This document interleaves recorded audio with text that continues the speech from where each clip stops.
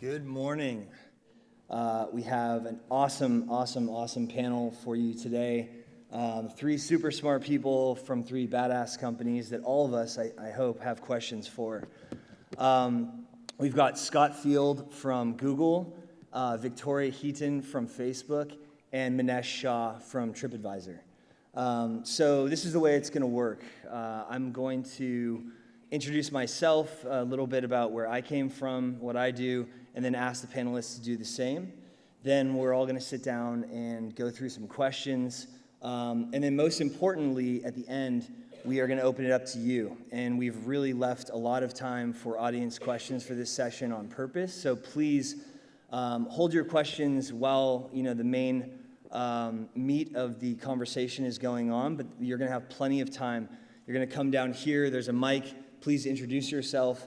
Tell us where you come from in the world, what your business is, what part of the business you're in, and then fire away on your question. But please take notes, and this is really an opportunity for all of you to ask thought leaders at these amazing 5 companies that are all relevant to many of us, any question you want to get answered. So with that in mind, as I said, I'm Ross. I'm the founder and CEO of Matador Network. We're about 8 years old. We're a media company in the travel space and adventure lifestyle space. We've got 2 businesses. Basically, we try to produce a lot of traffic from videos, photography, and writing.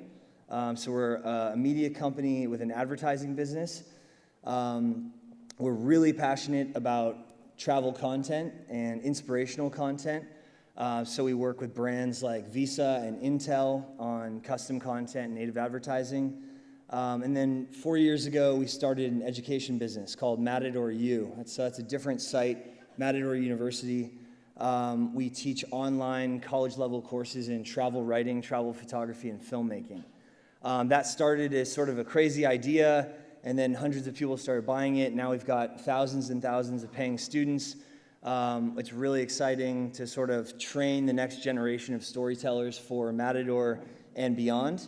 And we're also now working with DMOs and tour operators who want, the most talented filmmakers, photographers, and journalists to come on their trips, sort of pre-vetted bloggers and journalists. So let me know if I can help fill your trips with awesome people and journalists who really have the skills. So that's the highlight reel from me. Now I'll ask Scott to go next, and then Victoria and Manesh, and then we'll get started. Just one quick round of applause for these guys for coming out.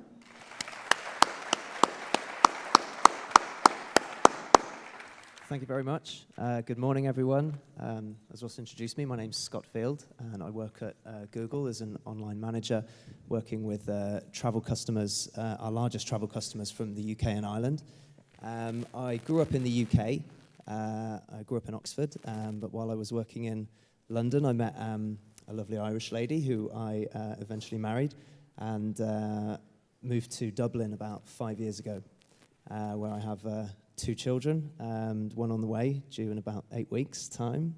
So my holidays have got slightly less adventurous than they used to be, but I'm a passionate traveller, have done lots of travelling, and it remains one of my core passions. So for the last 3.5 years, I've been at Google working with travel advertisers, but prior to that, I've been on the advertiser side, trying to make money from digital marketing myself, and also working at the agency side, trying to help advertisers to make money from digital marketing. So had about 10 years experience in the digital marketing industry. Me next? Okay, hi everyone, my name is Victoria Heaton, and I'm from Facebook. So just to give you kind of a bit of background about me, I'm from Dublin. I also grew up in the west of Ireland as well, so between Dublin and Galway. I've been working in the travel sector in Facebook for the last couple of months. Prior to that, I actually went off on maternity leave to have a little boy, Jack, who's now nearly a year old. I suppose my sense of adventure started really at an early age because I have a lot of family who are based in South Africa. I used to go over and I used to travel over in summer holidays, etc., over to Africa, which was fantastic. And I suppose from that gave me a real sense of adventure. I did backpacking around South and Central America for a year, and I've also backpacked around North America, Europe, Africa, and the South Pacific. So I've done a lot of travel. So it's really fun now to be able to actually bring that to life in my work environment in Facebook. And I focus in Facebook, my role is I'm a CSM, so I look after all kind of big travel agents focusing on the UK market who spend money through Facebook. So yeah, that's me. Over to you. Good morning, everyone. My name is Manesh Shah. I live in the UK, but originally from the US, hence the accent. So my story is I was kind of born into travel. My dad owns a travel agency, and my mother owns hotels, and so I've been traveling since I think I was about 1 or 2 months old. I've worked in various careers around travel, so kind of working at Expedia, Travelport, and recently I'm at TripAdvisor, where I'm in the partnerships team, and I look after companies that want to either use our services and tools to drive reviews or to feature content on their site to help customers make decisions when they come there, as well as looking after the self-service tools that we have globally that are used by companies that just want to access and free access to content to be able to help make customers drive decisions. Cool. Thank you, guys. So I'm going to start with Scott, and this is sort of what the hot seat section. We're going to go one by one and talk to each of the panelists. Again, you guys feel free to jump in and make it a conversation if you have anything to add. Scott, I want to talk to you about SEO. I think that it's something that many of us as travel marketers have sort of over the last 10 years, sometimes reluctantly had to learn about. It's so important how people find us on Google. Organic search is such a big part of referrals for most of our businesses. But it seems like it's really changing, and it seems like what might be driving that is that the algorithms that Google uses for ranking sites are getting smarter. Is sort of traditional SEO dead at this point? Okay, well, it's an interesting question. Let me rewind a little bit. So I used to work in SEO at an agency, and then on the advertiser side, working in SEO myself, trying to rank highly on Google. And when I started work at Google, I was so excited. I was like, right, am I really going to see the kind of secret recipe that goes in? And going into the sales side at Google, I was actually very pleasantly surprised to find that there is, a very, very big wall between people who work with advertisers and the guys who work with our users. So I didn't get to see any magic secret sauce or algorithms. So I'm pretty much in the dark as much as everybody else on that standpoint. But having come from a background of working in SEO, I can talk a little bit to it.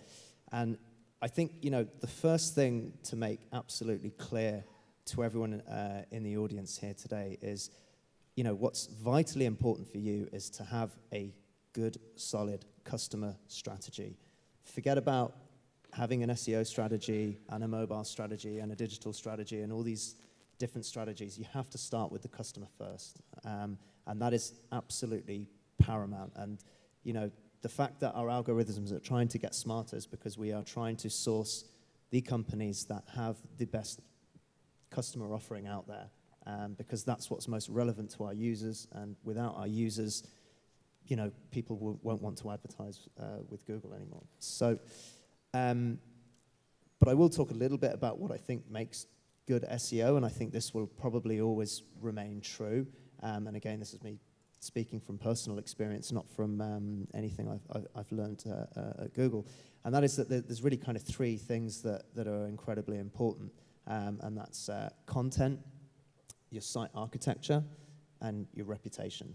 So you have to have super strong content. You'll know that better than most people. Has to be engaging, has to give give users and consumers, what they want to look for. So that's very, very important. Architecture is about how you construct your site, and we have loads of free tools to help you do that. So if you are not already, I would encourage everyone who owns a website to sign up to Google Webmaster Tools. It's a free service. If you just Google Webmaster Tools, you'll find that. And that will give you loads of information about anything that could be potentially wrong with the architecture of your site from a Google perspective, and ideas on how to fix that, along with loads of other kind of handy tips and tricks. The other side to it is reputation. I think there's no secret that Google very much ranks websites higher that have a good reputation, and by a good reputation, we think that means that other good websites who are reputable link to you. But just please, avoid paying for any of those links. Those links should come as a bonus because you've been providing such good customer experiences and such good customer service, and you've been out there helping people, and they want to link to you because you provide a useful service. So bottom line is, put the customer first, focus your energy on your customer strategy, and good things should flow from there. So buying links, never, right? Don't do it. Yeah. I agree. I have people that I know in San Francisco who started travel startups and seemed like they were crushing it short term on traffic because they had hired fancy SEO agency. They were buying tons of links. But then, Panda 2 came out, the big updates to Google's algorithm. I think the last one was just in September, and just completely decimated their traffic. Can you elaborate a little bit more on sort of that customer strategy? Like what, or maybe an example of what that means beyond just SEO? It's quite a big question, but I guess if you are delivering real value to customers, they're going to tell their friends, as people do in the real world. That's going to lead to them telling their friends, and this happens online more quickly through our friends at Facebook and TripAdvisor. So if you focus on delivering really, really high value customer service, then that will translate in the real world as well as it does online. So I guess, depending on what business you're in, an example of that could be there is a hotel which has a golf course in Ireland, and the manager of that hotel, anytime anyone hits a hole-in-one, he gathers all of the staff outside the front of the hotel, and he tears up that person's hotel bill, no matter how much it is, and he opens champagne for all the guests who are present. That just makes that little bit extra experience, and that hotel does phenomenally well, and he's not worried about his SEO strategy, Right. but he's doing really, really well because it's an extension of the good service that he provides. Sure. Let's talk about YouTube and video. Last year, many of us were in Namibia, and Haley Young, also Google from San Francisco, told us within 3 years that online video would be more important and more popular than social networking, which was a pretty big claim that I think shocked some of us. But it seems like YouTube, there's a ton of excitement around YouTube right now. Can you sort of just give us a high-level look at what you know about the strategy at Google for YouTube? Sure. It's, I kind of try to stay away from big predictions because it's just so difficult to predict anything in this industry. But I think, one rule that does tend to hold true is that in the technology industry, people tend to underestimate the long-term impact of new technologies and overestimate the short-term impact. It's just a rule that tends to hold true. In terms of the kind of strategy for YouTube, the way we see things going at the moment is if you think back to kind of the late 80s, early 90s, when you had the whole cable TV revolution, you went from people, depending on where you lived in the world, you went from people having a very small number of channels or a handful of channels to suddenly having hundreds of channels. And what we're seeing happening at the moment is that with people being able to watch online TV through whatever screens they have in their home, it's moving now from having access to hundreds of channels to access to millions of channels. And we want YouTube to be at the forefront of that. Now, anyone who has teenage children and will know this, is that they pretty much consume all of their TV through YouTube. So we're really excited about the possibilities that bring. Whether it's more important than social networking, I don't know. It's a bit subjective to say what's important and what's not important, but I think they're definitely merging into one. Maybe, Victoria can probably talk a little bit more about, but Facebook have been putting massive investment into their video offering. But, in terms of the relevance for the audience, YouTube is still the second biggest search engine in the world. And I think what many people forget is that people use YouTube like a search engine. And they are out there looking for specifically travel content.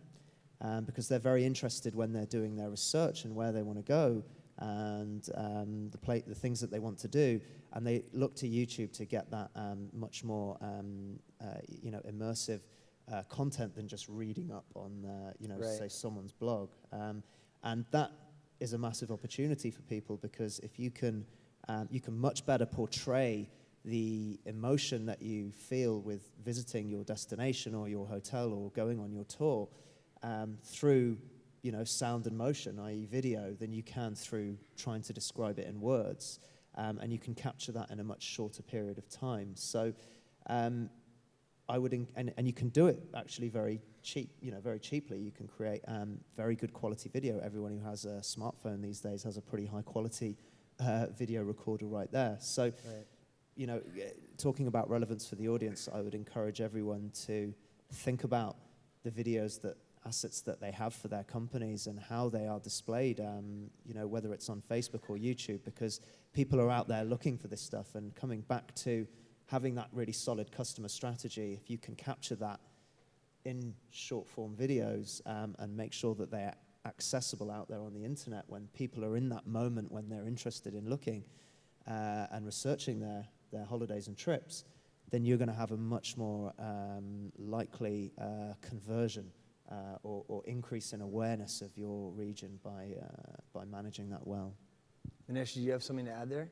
Yeah, I mean, we're seeing something very similar on TripAdvisor. So properties that have videos, and especially those that I think are very much experience-led, where it's more in attractions which are very experience-led, see much more engagement with users when they're searching for it. So I think it's like there's 23% more engagement, which could be booking referrals and things like that. So there's a lot more, I think, importance, especially if you're thinking of yourself as an experience provider, which I think a lot of adventure traveler is, that video provides a great mechanism to communicate that to users, and when they're looking on different sites, they engage with it and hopefully engage more with your property.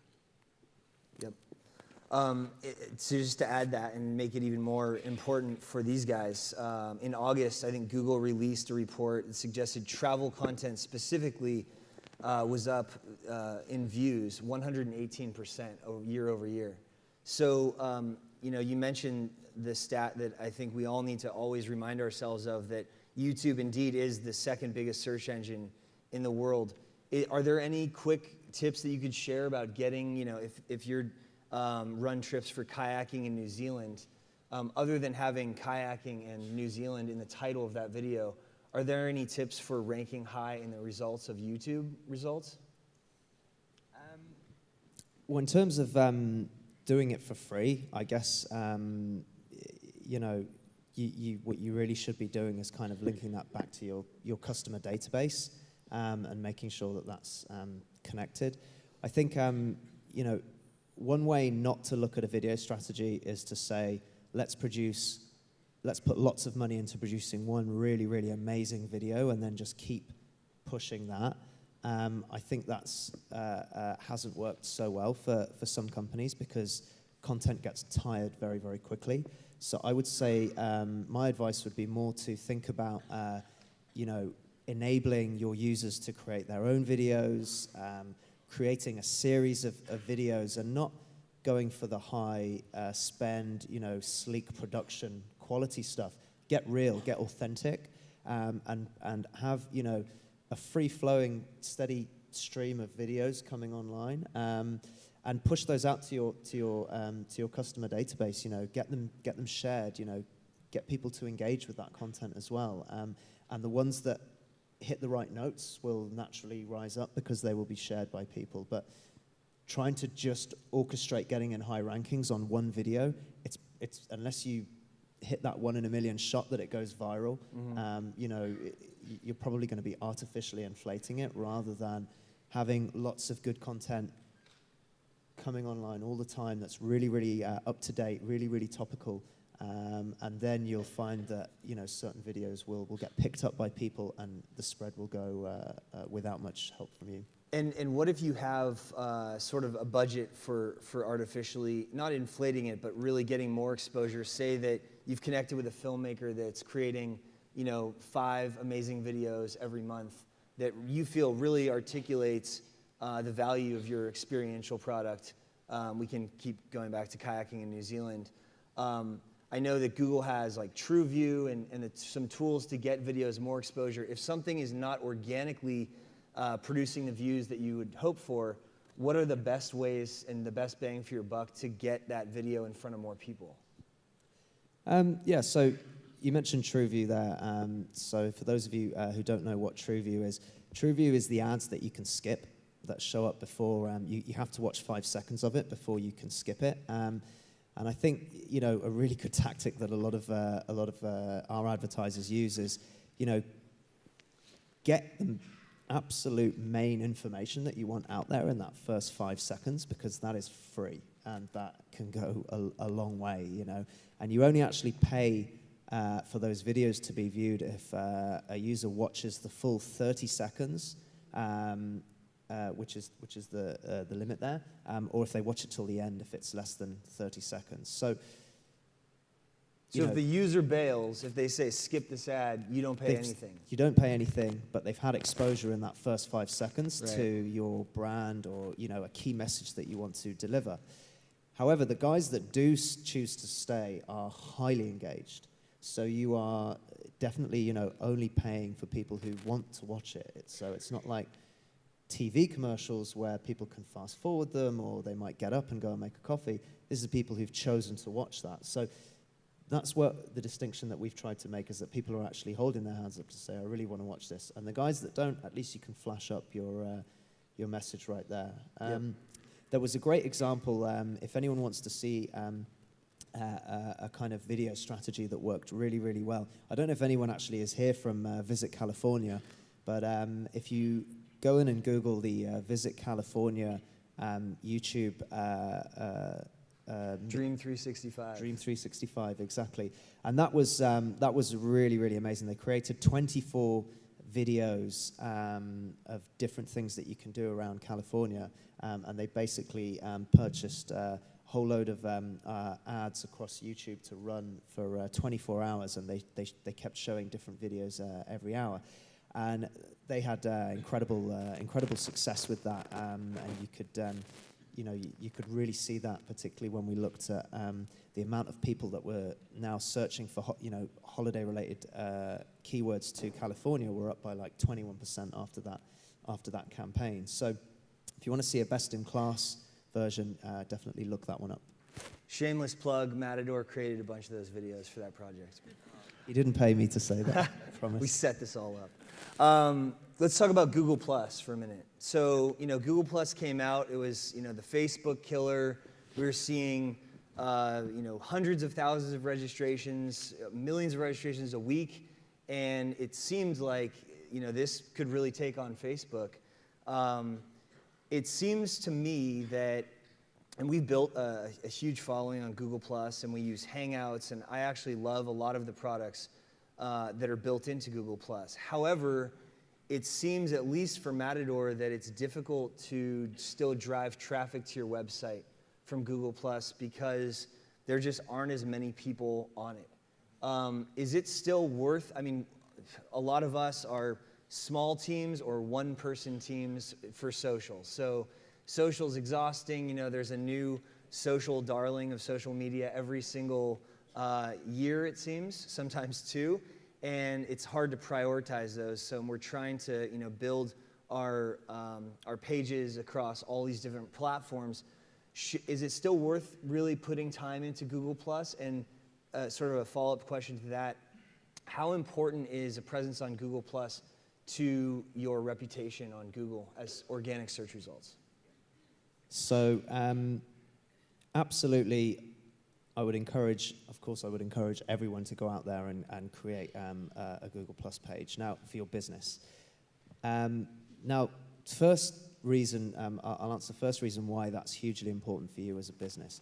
So Google+ is not a kind of separate social network that we built, as a kind of separate entity to the rest of everything that we do on Google. We didn't try to build the next Facebook. What we've really done is used Google+ as the almost hub of everything else that happens on Google. So you need to have your business on Google+. You really do. And the first thing, one of the first benefits to you that will bring is if you have a physical presence that you want people to go to, then it's very important that you have a Google+ business page. And because that gives you control over your access on Google Maps, and it will give you more real estate on the Google search results page. And of course, people who are searching within Google+ will be able to find you. And of course, we're not there in the scale of Facebook yet, but we've got over 300 million active monthly users. Over 500 million people have got Google+ pages. So, it is growing. In terms of your question around how important it is to reputation, so there's no secret. If you open up a Google+ page, you will magically get higher up in organic rankings. But what will happen is if you have your Google+ business page, and if you have the little +1 icon on your website, or people go in and +1 you, that will show up in your Google underneath the snippet that is shown in the Google results page. We call it a social annotation. So it will say X number of people have +1 this site, and we only show that if there's a good number of people have done that. We won't say it if it's like 3 people have +1 this site. So you don't need to worry about that. But that has resulted in between 5 and 10% increase in a click-through rate, because it kind of establishes that trust in people when they look at that list of results and they see that there's a lot of people have +1 a specific page. They tend to trust it more than people who don't have that. So that results in a higher click-through rate, and click-through rate is absolutely one of the factors that goes into your organic listings. So I would really encourage people to engage with Google+, create your business listing if you haven't already, because that will enable you to control how you appear on Google Maps, which is obviously got hundreds of millions of users as well, and very important if people need to find you. Got it. Great. Victoria, let's move to Facebook. I'm on the hot seat now. So, I think that I would be shocked if anyone here does not have a Facebook page for their business. It seems like even my dry cleaners are trying to get me to follow them on Facebook. I mean, everyone has a Facebook page, even when it makes you shake your head and like, wow, I can't believe they have a Facebook page.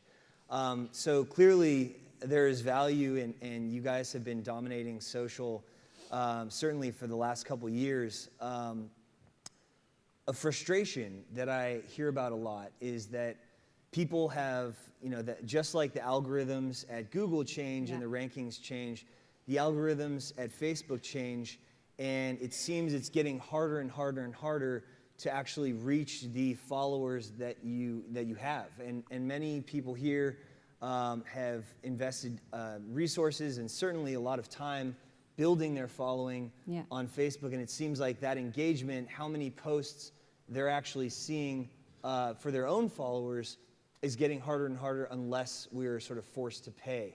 Yeah.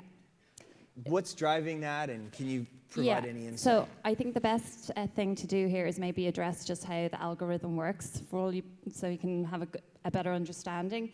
So the best way to do that, I suppose, is to kind of have a live example. So I'm going to ask you, Ross. You have a Facebook page, a personal one. Yeah? Yes. Okay, great. When did you set that page up? 2008, maybe? Okay, so it was a while ago. Yeah. So back then, how many friends would you say you had in 2008? Probably a couple hundred. Okay, and how many friends do you have now?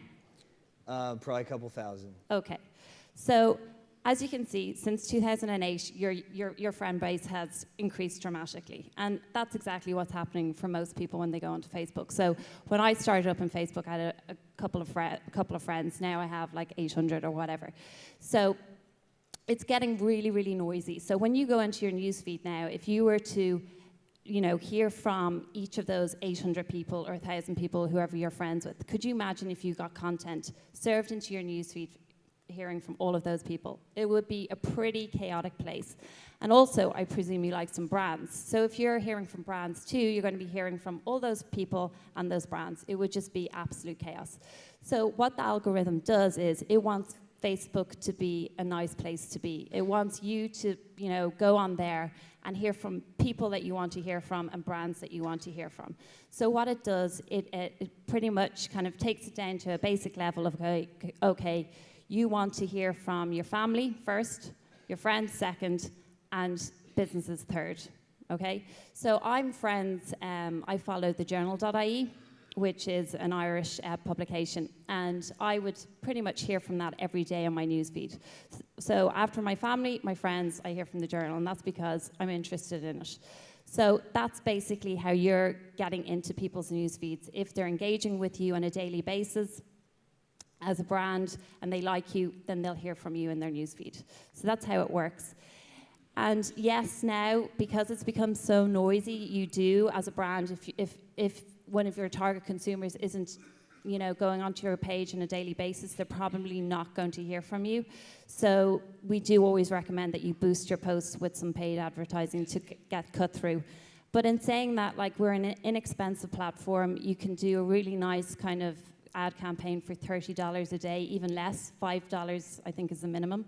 And I did a campaign quite recently for a friend of mine's page, and I spent $30 for them, and I literally, I think I got to 3,000 customers or whatever. So it's relatively inexpensive. Okay. So the takeaway there is that if a person, an individual, posts your content, it's automatically going to be prioritized over your own page. Exactly. posting. So it's think of it as family first, friends second, and brands third.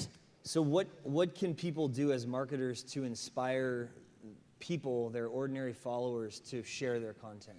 Yeah. So I think the important thing is, and Ross was talking about this earlier, is content is king. So if you have a really good idea, and it's always better to express it in pictures or in video, well then, you're going to get that kind of virality. People will want to share it. So a really good example is if you look at the Ice Bucket Challenge.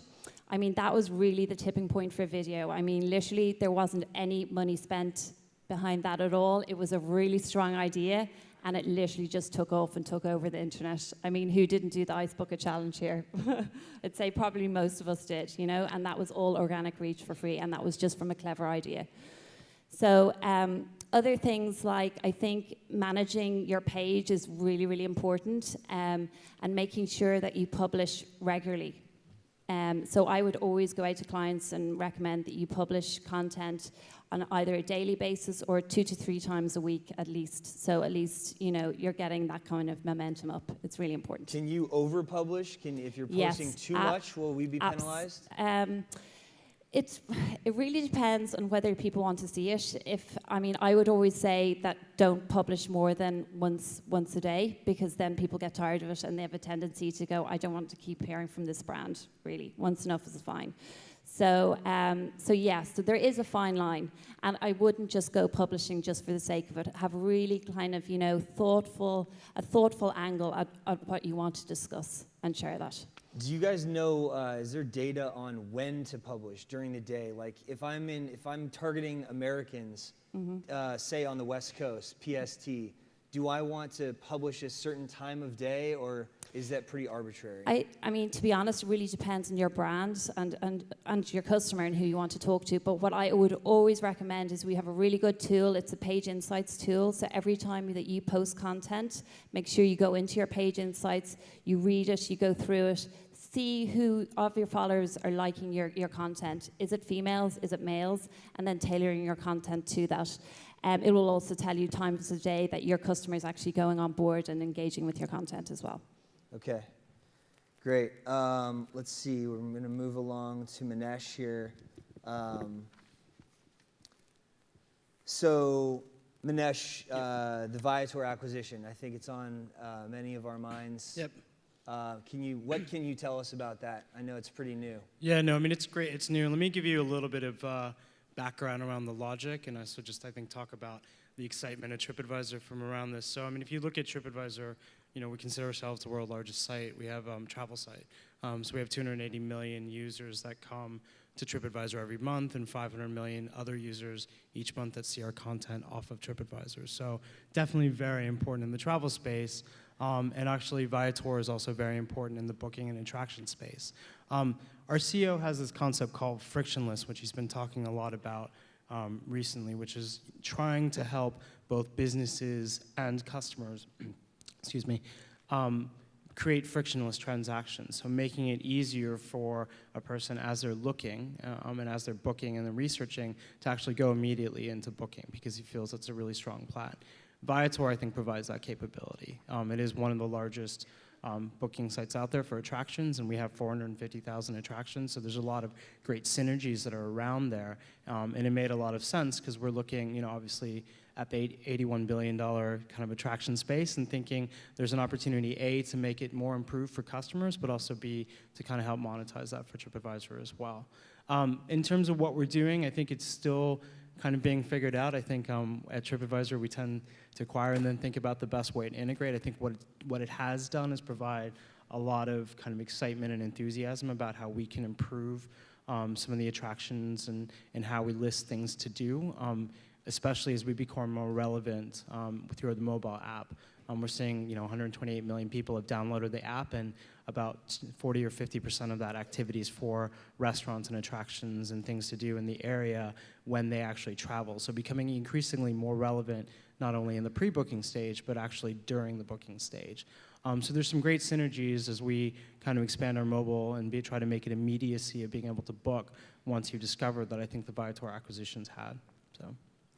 I think there's been a frustration, especially with tour operators and anyone really in the hospitality business, where a guest will have just super unrealistic expectations, or they'll, out of spite, they'll give someone, you know, 1 star because they slept through their thing, or they were too hungover to show up and they canceled, and someone has a strict cancellation policy that's clearly explained on the website. And so they lost, you know, their deposit or whatever, and that person will go and basically try to trash the brand, you know, just out of sort of getting back. How is TripAdvisor dealing with those? Because I know it can be frustrating for tour operators or people in the hospitality industry to have that, you know, really ugly 1-star review, even though they're probably providing a great service. Yeah.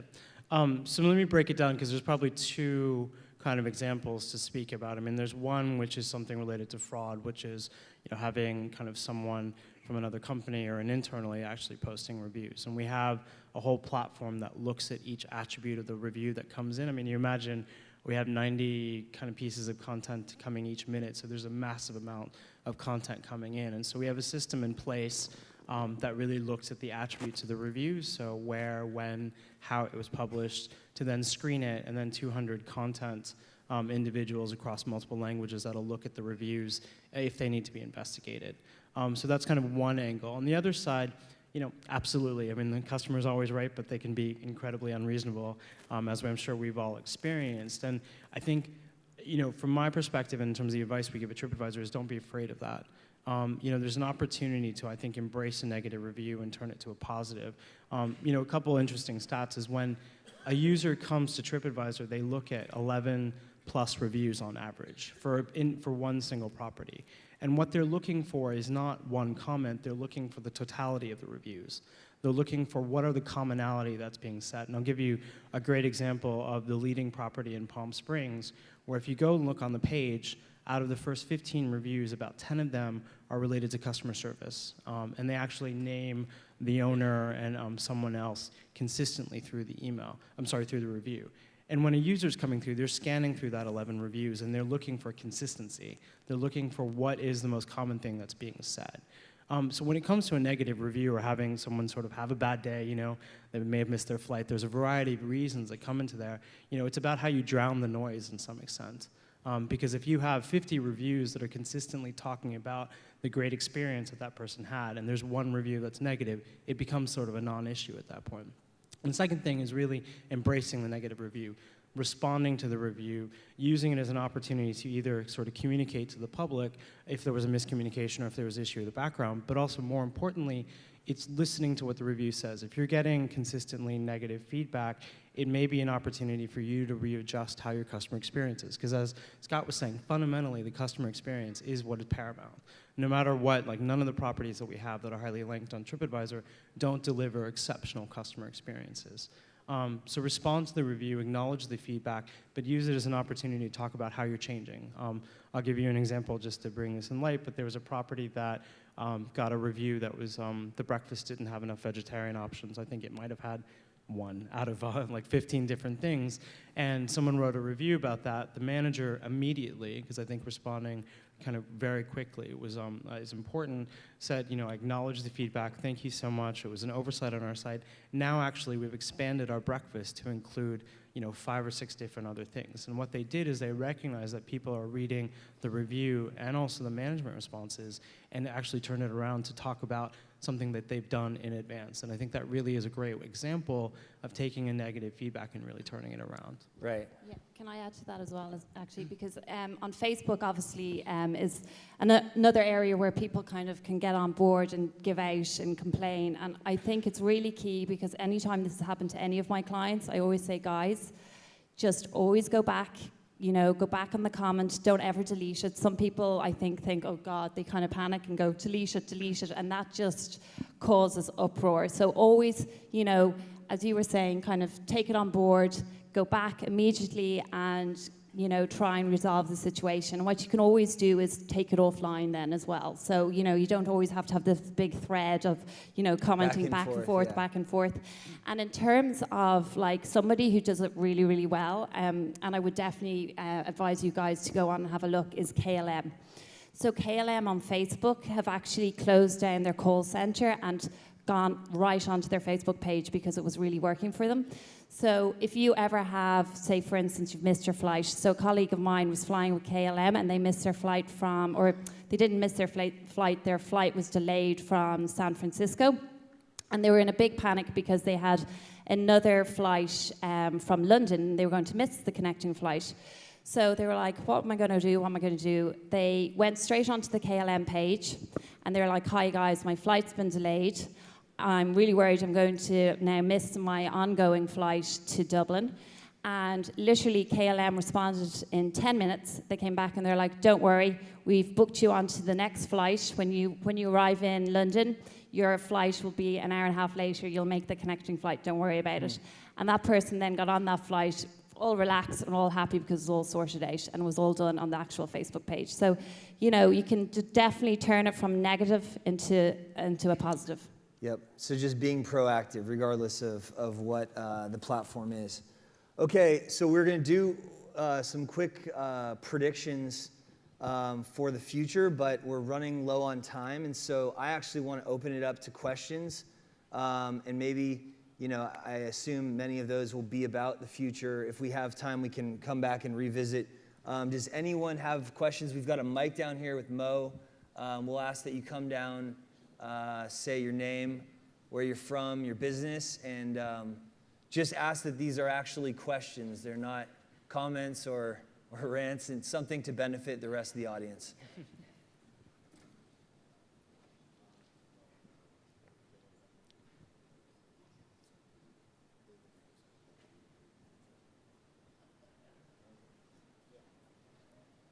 Hi guys, I'm Jorge Perez from Ecuador, owner of Tierra del Volcán, which is some lodges around Cotopaxi.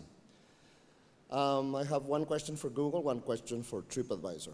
So I've seen that Google is getting a lot smarter in finding you when people know what they're looking for, you know?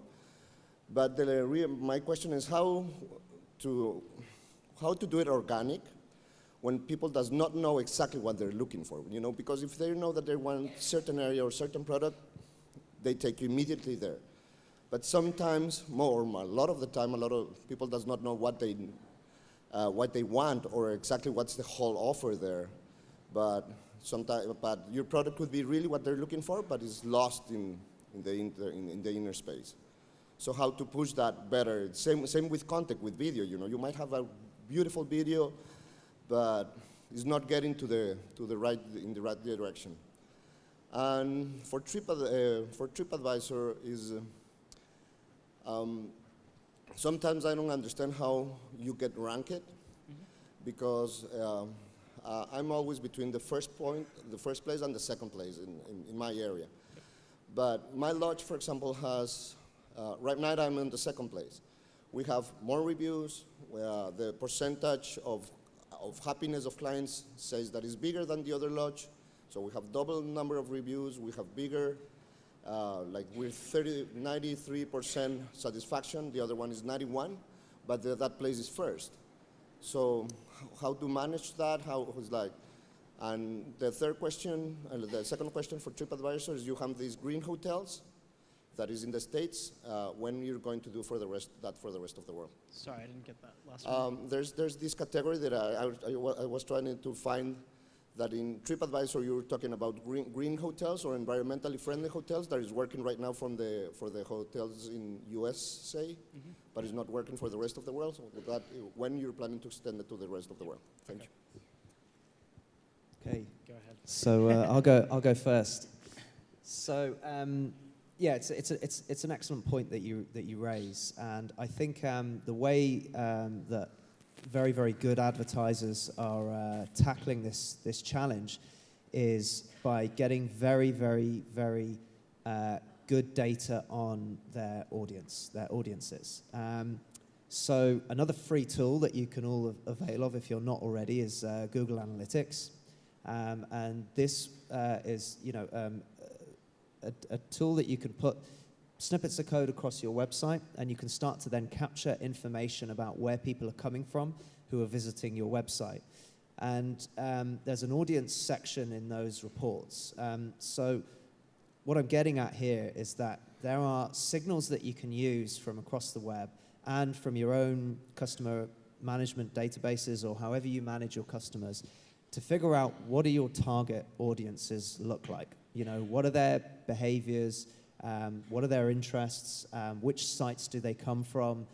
What are some of their behaviors online? And you can start to build a picture around, who your target audiences are. Once you have a very, very good picture of who your target audiences are across the web, then you can go out there and start to target them with more awareness-driving campaigns. So people who might not be actively searching for a very specific holiday or tour or whatever they want, but they are in that interest category of a travel enthusiast or an adventure travel enthusiast, whatever might be you've defined as your relevant target audience, and you can go out there and start to target them with campaigns. So use tools like Google Analytics, collect data on your audience, look at the signals that online are used to describe those audiences, and target them with awareness campaigns, which don't need to be big, expensive TV campaigns targeting everyone, but get very, very targeted by knowing your audience very well. So that's how I would recommend kind of trying to cut through the noise a bit. Just to quickly add something, I would also say from a content perspective, you might say, they don't know what they want yet, even though your offering might be perfect for them. If it's cycling through Ecuador and they are not searching yet for cycling through Ecuador, think about the other things we think about with Ecuador, wildlife, the Amazon, Latin America, and just start building content sort of zoomed out around those broader titles and themes, and then feel free to plug your tour or your experience inside that content to really help them bring it in. Great. So I think the reminder of the two questions were, the first one was sort of around our ranking and how that sort of developed, and then the second was around the Green Hotel program, which I can speak to. So I don't know where you went, but I mean, first of all, it's great to be congratulations for your hotel for being in the top 2. I mean, it's a really great, I think, sort of story to show how you deliver strong customer experience. There are a number of factors that play into how we calculate our POP index or our ranking. But for the primary drivers are, as you kind of indicated, it's the number of reviews that you have on the site. So what is the total number you have? What is the recency of the review? So when was the last review that was published? The frequency of the reviews that are being published as well. So looking not only when was the last review published, but also how frequently you get reviews published. And the last is around consistency around quality. So is it consistently, a 5-star review that's kind of presented there? There's a number of other factors in there, but those are probably the 4 most primary drivers. And without knowing specifically what's occurring in kind of your geo, I wouldn't be able to speak to it, but happy to talk to you kind of one-on-one afterwards to see if I can elucidate something. But those are really the 4. And kind of going back to one of the points is driving reviews, and we have a lot of great free tools like Review Express, et cetera, is really critical. One company called Jetpack America, which I was just looking at, went from 17 to number 2 in their market, and it was primarily by using a tool we call for Review Express, which is a free tool to drive reviews, and it's a customizable CRM tool that allows you to send emails to your guests after they stay to write reviews. And so it's really important to really try to get into the post-travel communication with your guests and encourage them to drive reviews. The second thing was around our Greens program, a Green Hotel program, which is one of the largest Green Hotel program, if not the largest globally. Hotels can apply to be part of a Green Leader certification, which just adds a badge onto TripAdvisor and allows you to also be able to search by customers that are coming that are looking for environmentally friendly hotels. Right now, it is launched in the US as well as EMA. In EMA, Europe, and not Europe, I always forget that, but Europe primarily at this point. The plan is to roll it out globally. I don't have a specific date for it, but I know we're looking at expanding the program to be able to accommodate properties kind of around the world, but it's been a great success with companies like Accor and a variety of other bigger chains, but also smaller independent properties to be able to kind of fill out a form and provide some evidence around green practices and then have that badge attributed to you on TripAdvisor. Hi, my name is Ted Martens. I'm with a tour operator called Natural Habitat Adventures in Boulder, Colorado. And my question is for you at TripAdvisor. Many of us here at this conference sell multi-day package travel, and we are all very frustrated that we're not able to engage with you the way that the single-day experiences, excursions, and hotels and properties and such are able to. And so I'm wondering if there's any chance that you guys are planning on changing the way that you might interact with companies like ours, and if not, what you might suggest how we should interact with TripAdvisor and leverage it to our advantage. Yeah, so it's a great question, and actually we were talking about this earlier. I have to say we haven't quite figured that out, and let me give you a little bit of reason behind it, not just to say it hasn't been something that's been thought about it, but it's been particularly challenged because at TripAdvisor we're very much oriented around listings and sort of having activities with specific locations that are attributed to it. And when you talk about a multi-day event, it's actually a multi-experience type program, which is very hard to kind of collapse into a single rating. And so there's been lots of discussions internally about, do you have multiple ratings that occur for each individual event? Do we create a new category and a new section for it? I wish I had an answer, but I can say with the Viator acquisition, there's a lot more kind of interest and enthusiasm looking at that, because I think we're thinking about how we can really improve the things to do, and I'd love to actually speak to anyone afterwards to feed back to our team. I can't give you an answer, but I'd love to sort of just hear a little bit about what people are experiencing and maybe how we can feed back into it. In terms of what you can do now, I think there's kind of 2 ways. One is, as you're composing multi-tour events, maybe have a look at sort of what individual activities or hotels are part of the tour and see what their ranking is on TripAdvisor. Because one way, I think as a multi-tour, you're evaluated not only by the experience you provide, but what the actual individual components are. So I think making sure the partners that you work with are ones that are highly ranked and provide exceptional experience is important. The second is I think you can certainly work with them to also drive individual reviews for those particular activities as well. So again, it's around the specific individual event within the multi-day tour.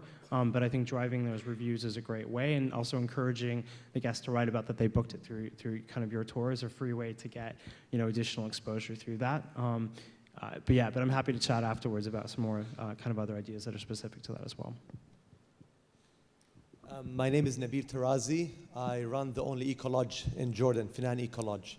I have a question for you, Minesh, about reviews, how to respond to reviews. Yep. Does it add any value to respond to any positive reviews? I can understand the negative ones, but I find that many hotels are not responding to every single review that appears. So do you have any statistics if responding to positive reviews has any value, or is just people drumming their own horns?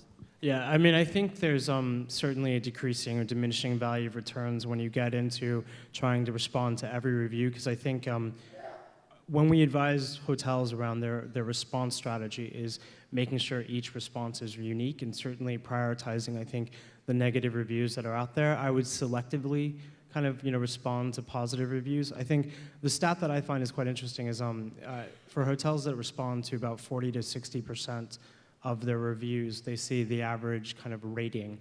So if you look at what it is, like a 4.0 or a 4.05, to be about 7 or 8% higher. I think a lot of that reason is because they're actively looking at the feedback and they're responding to the feedback, as opposed to the response driving kind of higher ratings. But I think if I were kind of putting a threshold, that's kind of where I would sort of say, is to try to certainly prioritize the negative reviews, but also respond to the positive reviews as well. Not every single one, but certainly kind of a couple there where you can tell personal experiences and personal stories about how you enjoyed the guest experience. Because from a user perspective, when they come to TripAdvisor, I think they like to see management responses because it shows that the hotel really cares and is really engaging with the guest as well. And we've seen those, sort of hotels that would kind of respond consistently, not only have average ratings that are higher, but also get more engagement, i.e. booking inquiries from TripAdvisor as well.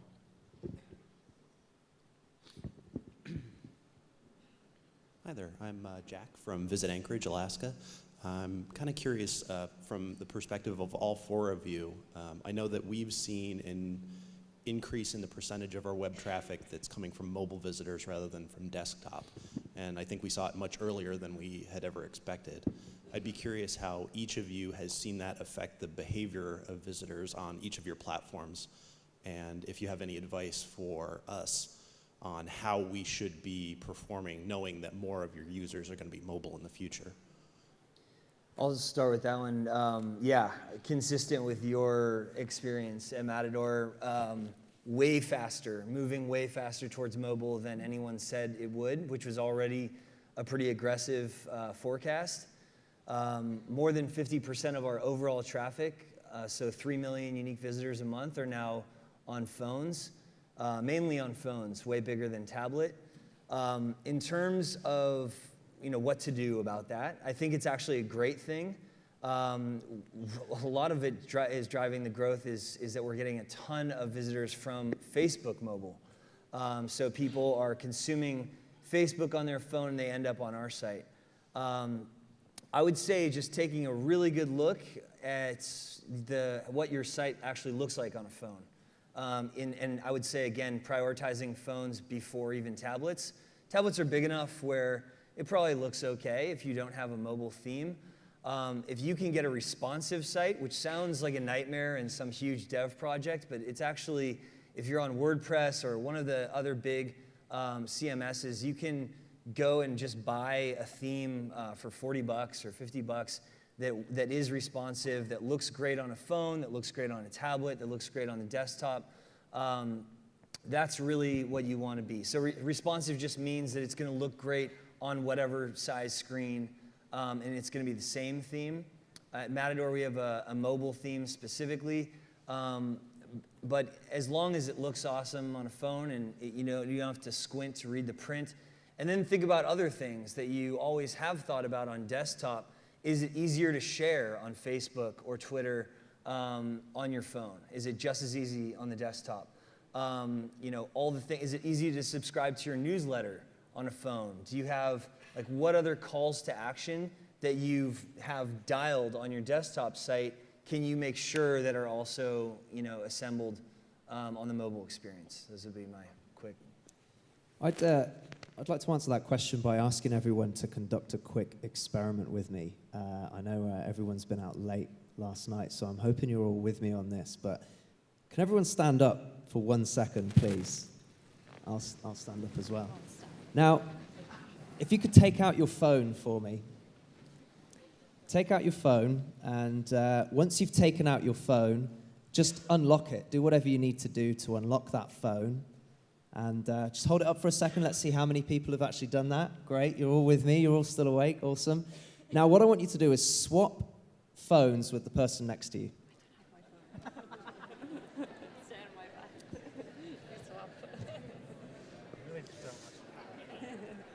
Okay. Now, I just want that awkwardness to sink in for a second, right? You can give the phones back. We're not going to ask anyone to do anything, and you can sit down again. But I think, if anyone's in any doubt that phones are not important to us, I think that short experiment just proved how they've become such a personal part of our lives.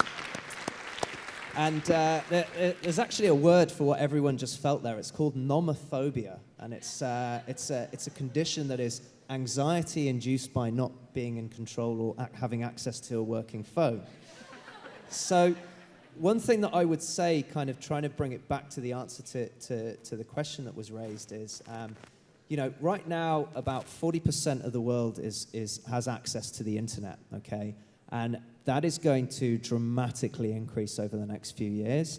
And the majority of those people coming online are going to be coming online straight to mobile devices. So you're seeing about half your traffic now. It's gonna keep increasing up and to the right. And just in terms of some practical things that you can do, I would ask you, when you go back home and you sit down to have a meeting with the most important people in your company next, pull out your phones and actually try to get some key things accomplished on your website amongst the group, and just see how easy it is and how long it takes. That should give you a good idea of where the main frustrations are and some things to work on. We also have some tools to help you do that. There's a Chrome, if you use the Google browser Chrome, there's an extension that allows you to look at what your site looks at across any kind of screen size or different device, and that can help you look at how your experience is happening on these different devices. Okay, me next. Yeah, mobile, like really, guys, it's so important now. In fact, I've got actually a crazy stat here, and I like to whip this one out, but it's actually unbelievable when you hear this. There's actually more mobile phones in the world than there are toothbrushes. Yep, I'll say that again. There's actually more mobile phones in the world than toothbrushes. So that's how important mobile is, okay? And Facebook's user base has grown over the past, we're over 1 billion now, and that's mainly been from desktop, but the future billion is going to be on mobile. So, yeah, so for you guys, you really need to be on there. In terms of things that you can do to target mobile for Facebook, we've got some really nice kind of sexy products coming out.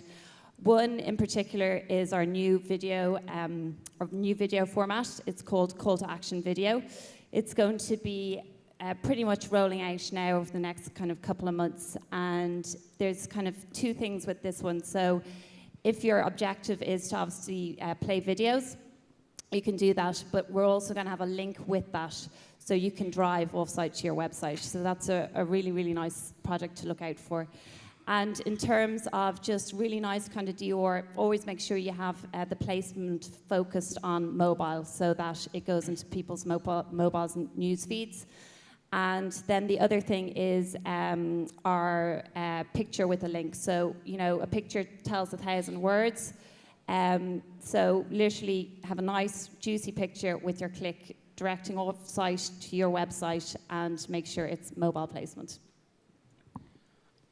Great. So I will try to take a slightly different tack to maybe kind of give a little bit of where I see some of the mobile trends happening as well. Same story, I think, with TripAdvisor. 50% of our traffic's via mobile. We have 128 million people download our travel app, where they can take it, and it's offline as well, so which really helps with maps. What I actually challenge is outside of kind of consumer-facing mobile is also to think about operational improvements that can come through mobile systems. And also, because there's two trends that I see quite interesting with some of the larger hotels. One is using mobile as an extension of customer experience. So, typically you check into a hotel room, and outside of kind of the offline experience you have, that's about the extent of what you have. Some hotel chains are really looking at how mobile can help facilitate that. I think it's Premier Inn in the UK that's looking at how you can actually don't have to check in, you get your room allocated before you get there, and your phone can become your key. So one is about how you can extend mobile to deliver customer experience while they're actually within the stay of your experience. And so I think the tour operator, multi-tour operator, is there a platform that you can actually use to communicate with your guests while they're there, to connect them also potentially to other guests within their experience, but also to you. The second is around operational improvements. And I love Square, which is kind of the tool that you can use to kind of enable credit card processing through your phone.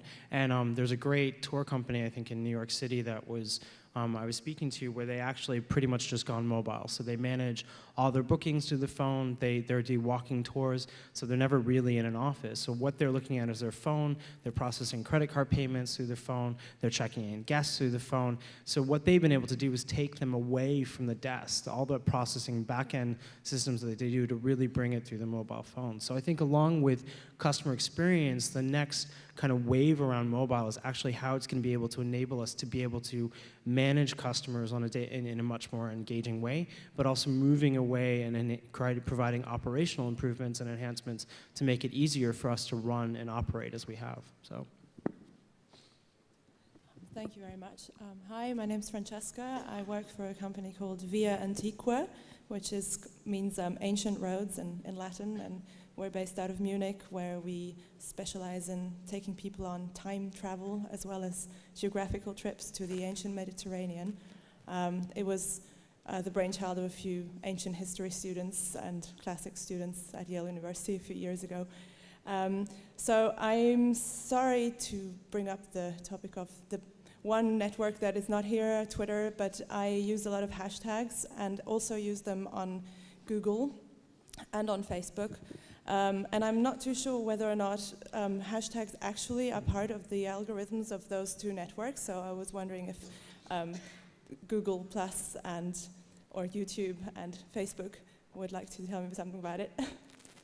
Yep, so absolutely. I think that the hashtag has been a great kind of phenomenon that's come along. So in terms of whether they're part of the algorithm or not, I think, absolutely they can be used across Google+. They're great for searching for anything that's relevant across that. I know there's a lot of platforms that people use so that they can, broadcast out across all of the social platforms that they engage with and use the hashtags to kind of collect that. So absolutely you can use hashtags on Google+.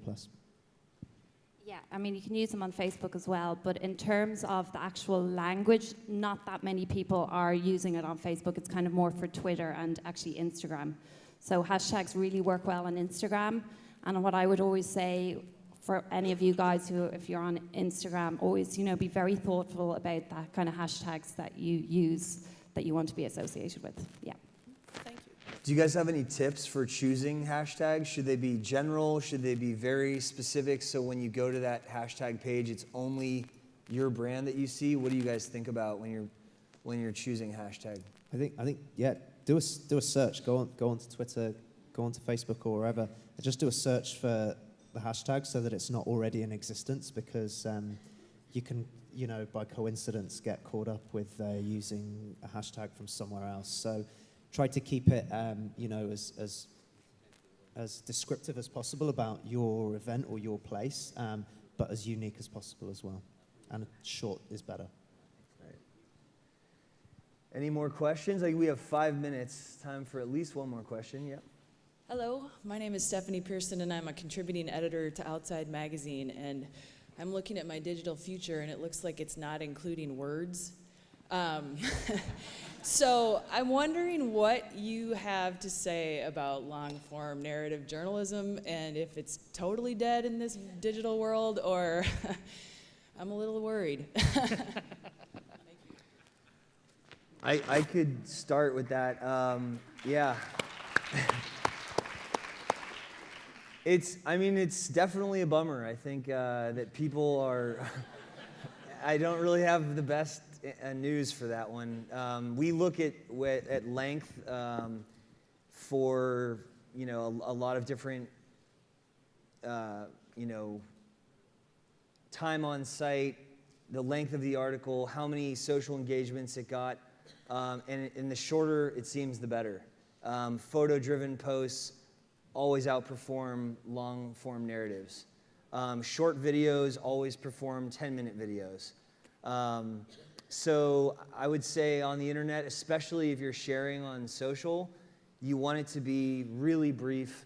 And we find that, as much as many of us are probably sick of top 10s, if you have some sort of number in the title, that just gives the reader the idea that they can pick through and digest what they will of the content. I think Medium is an awesome site that was really based on getting back to long-form journalism and rewarding sort of what was most popular on the site by who actually read the entire article, which is very rare, as we know. They've done studies at like New York Times and Google where people basically get the news just from reading the headlines. They don't even click into the articles at all. But I think if you can create concepts around your content that are really engaging, there are a ton of people who will actually read through an entire piece. And obviously adding photos and things to make it more engaging and keep them hooked. I think what I would add to that is, unfortunately, fortunately, the nature of the tech industry is that it's not evolutionary, it's revolutionary. And, you don't have these kind of slow increments of change coming along. It just kind of comes all at once. And that has its good and bad sides, right? So bad side is that absolutely everyone now has the ability to be a journalist, whether they have any skills with language or words or writing or not. And, you have people, who can break the news, out in Pakistan of the Osama bin Laden raid because they happened to be closest there and they were an unwitting journalist then. So I would say that there's definitely a revolution in the space of journalism, and journalists like yourself are maybe rightly so feeling on the back foot. But I would just say, how can you respond to that? How can you move with the consumer trends of people wanting to read shorter form content and keep the quality there that your experience brings? So try to stay ahead of the revolution and come up with what's next. Sorry, it's not an easy answer. Do you guys have anything to add?